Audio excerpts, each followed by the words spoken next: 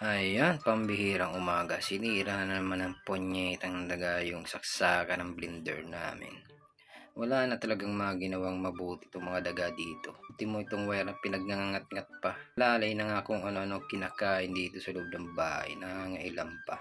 Pati ba naman yung air fryer namin. Nilagyan ko na nga ito ng electrical tape.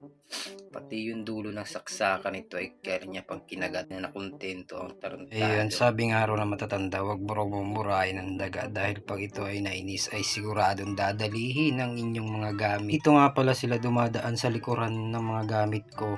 Dati naglagay na ako ng lason dito, kaya lang tatakot ako kasi baka mamaya dumaan sa mga ginagamit na panluto, kaya medyo nakakatakot rin gumamit ng lason. Ayun, di pa nga nakontento yung daga, pati yung floor mat kanya pang nginat-ngat sa sobrang kagutuman. Kasi hindi kami nagtitira rito ng pagkain sa lababo.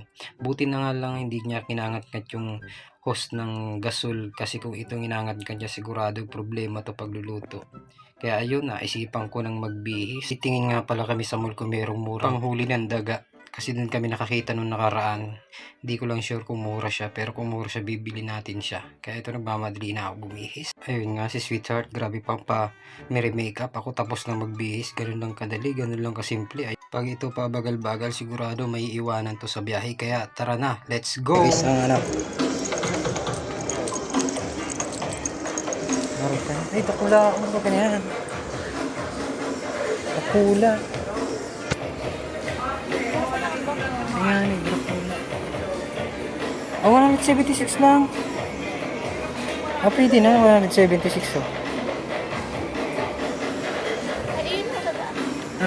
Pares lang. Kapata mo na. Hagil ako.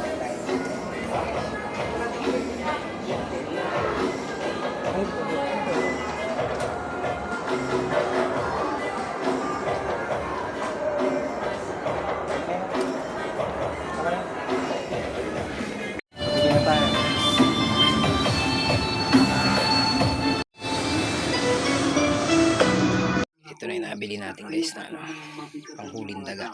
Nilagyan na natin siya ng chicken nuggets. Ayan. Pag hinila niya yan, pag hinila niya yung pagkain, aatras to. Pak! Sasara to. At ito yung lock. Lock to. Lalagay na natin dito. Kung saan niya nginat-ngat yung mga wire. Set up na natin. Yan na. Diyan kasi dumadaan yung daga sa gilid. Yari ka ngayon, boy. Nahuli na yata. May nahuli na. Huli ka, balbon. Huli oh. Iyo, si takula. Bigit, bigit. Huli ka. Kasibaan mo. Kunin natin to. Hindi ka na makakatakas mo.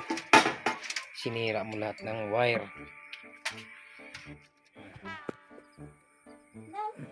Ano ba go? Laki-laki ay. Kulang nga niyo. Ano siya sa uma? Iyo. Sinira mo yung mga wire ang saksakan. Tado ka. Huli ka ngayon.